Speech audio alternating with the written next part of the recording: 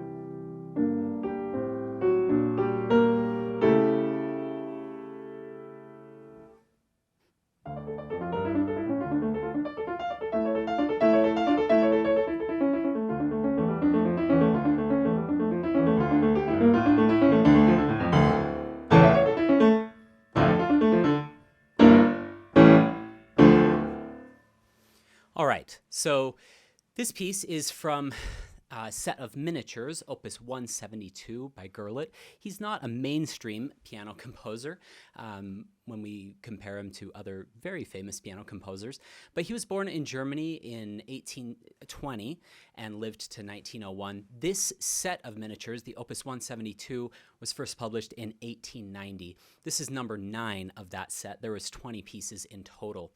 I really enjoy this piece for intermediate players. You could teach this early intermediate and just take a slower tempo.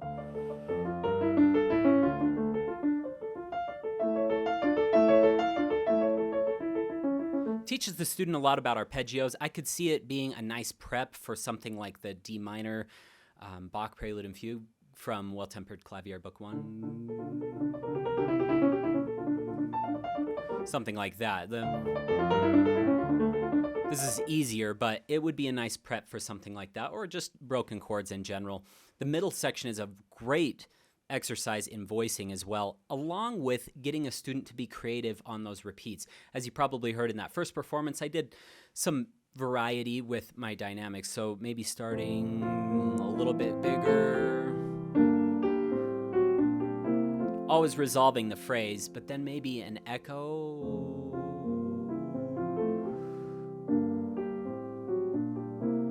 That sets you up beautifully for the piano right here.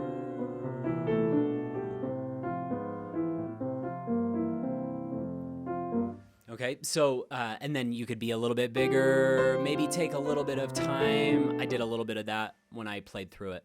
We're going to be going over several of those types of ideas today, along with some fingering suggestions, technique suggestions, how to move the hand to be a little bit more efficient with this piece.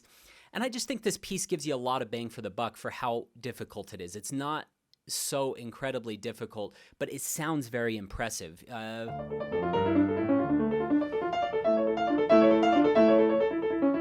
That's not that difficult compared to a lot of other pieces that sound that difficult. I would say this is much more difficult than something like this. But every student has different strengths. Some people are very good with broken chords and arpeggios and jumping. Other people are very good with scalar work. So wherever you're at, I think that this piece, if you're in the intermediate level, would be great. A quick note about tempo. I'm going to be in that medium to medium fast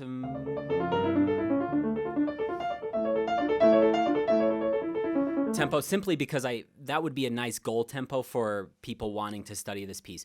It does not mean that Vivace goes that tempo for every case. You could go much faster. Whoops.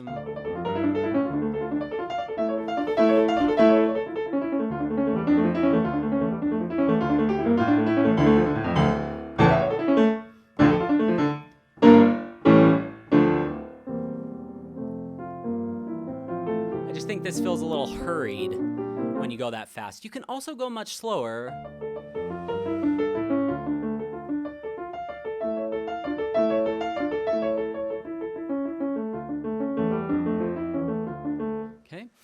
quick note about editions before we get going on technique. I have taught and played from this book when I was little. I never played this Scherzo, I don't believe. Played a few pieces out of here. This book is called Applause. There's a couple of books. It's by Lynn Freeman Olson. It's just a collection of very crowd-pleasing pieces. Very fun little book. So I'll be playing out of that because I've taught out of this so many times. But I also pulled up another edition. This is the only edition I could find on IMSLP. I did not find this. I don't believe Henley carries this or other urtext editions. As we said, Gurlitt was not a first or like a mainstream piano composer that everyone was, worshiping like Beethoven or Mozart or Bach or Chopin or whoever it may be. So we may not have the most pure editions, but usually when you have a lack of editions, either you're taking a risk or it's probably pretty accurate. It's when we have so many different revisions of Mozart sonatas or the Bach preludes and fugues that you really do need that urtext edition. I think we'll be okay with the Applause book, or the Schmidt, I believe it was called, the publisher from IMSLP.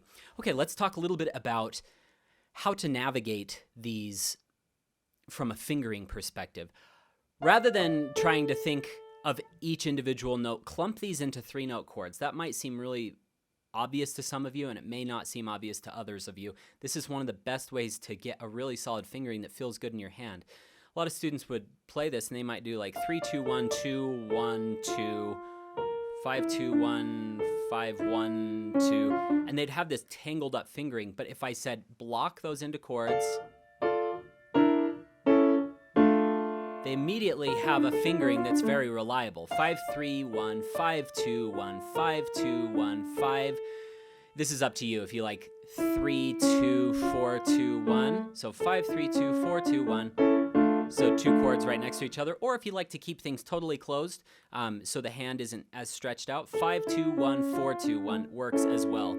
So ending on the thumb there. I do find the ending on thumb when you're doing broken chords is very helpful. I still remember a lesson that I took with Sergei Babayan many years ago on the Mendelssohn Serious Variations. At the end, let's see. I remember I had a very stretched out fingering there because I thought, oh, this will be nice because I won't have to, change hand positions. He's like, no, it's much better to keep the hand compact rather than have it stretched out. Even if it's a little easier to navigate around in a slow tempo, when you go fast, it's much easier if the hand is compact. So I would say that same advice here.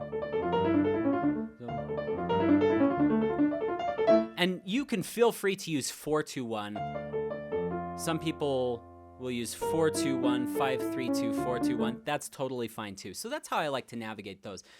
So far as how the hand moves, I would mostly be thinking of a doorknob turn rotation. So you can couple that with a little bit of circular motion as well. So kind of coming up and over the circle, down and around, up and over the circle. Those two movements, kind of the circular motion and that doorknob turning, will go hand in hand. In the left hand, it's pretty basic. I would keep things very legato. Okay. And I think I'd be very smooth right there.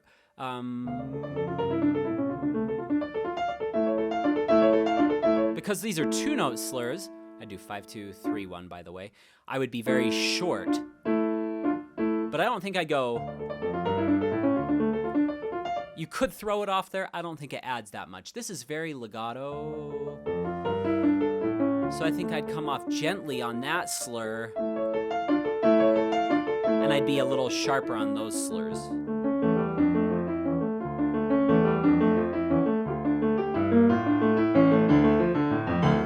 One interesting difference between the Applause book and the original,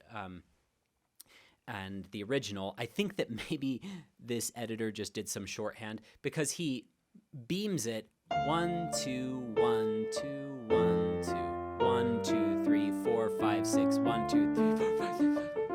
I think that actually plays into the scherzo. Scherzo can mean joke or jokingly. So I think that, and in the Applause book, they beam it in groups of 2 everywhere rather than just groups of 6 after the first measure. I think that's just shorthand for keep doing that throughout the piece. But that actually helps a lot with keeping things aligned. If you think in terms of 6, 1, 2, 3, 4, 5, 6, 1, 2, 3, 4, 5, 6, 1, 2, 3, feels like you're coming on an offbeat a bit, because when you do 1, 2, 3, 4, 5, 6, 1, 2, 3, 4, 5, 6, generally you think of 2 beats. 1, 2, 3, 4, 5, 6, 1, 2, 3, 4. This is in 3/8 time. 1 and 2 and 3 and 1 and 2 and 3 and 1 and 2 and 3 and 1 and 2 and 3 and. So what's funny about that? What's joking about that? Well, they're clearly written in groups of 3 coming down. 1, 2, 3, 1, 2, 3, 1, 2, 3, 1, 2, 3. Just the shape of the notes themselves. 1, 2, 3, 1, 2, 3, 1, 2, 3, 1, 2, 3. So it might be tempting to go.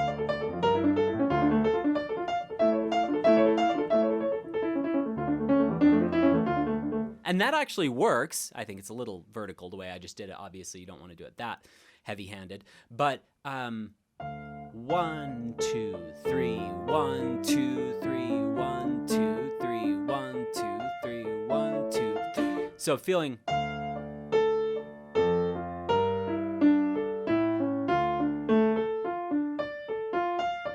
It provides rhythmic tension. It's also a lot easier. Right there, especially. Versus, oh, it might be a little bit late. So definitely practice, maybe a little bit. This is dangerous advice because students will overdo this and then they'll keep it forever. Don't do this too much, but beat that rhythm out a few times to get started. Because that left hand, 1, 2, 3, 1, 2, 3, 1, is coming on that third beat of each measure. We're in 3/8 time, 3 beats per measure. The 8th note gets 1 beat. So if we have 16th notes, it's 1 and 2 and 3 and 1 and 2 and 3 and 1. That's how you count it. Pretty basic counting through the whole piece. No tricky rhythms in this one. But doing that beated out practice should really help to keep things together. Okay, so we've gone over the shape of how the hand moves. We've gone over how to keep things together by feeling the beat and how that plays into the joking character. It creates rhythmic tension by being written in groups of 3 descending notes at a time, but it's in 3/8 time, so you're feeling 1, 2, 3, each measure 1, 2, 3, 1, 2, 3. You can feel that feels a little bit awkward. That adds to the character of the piece. It's very nice. So let's talk about dynamics now. So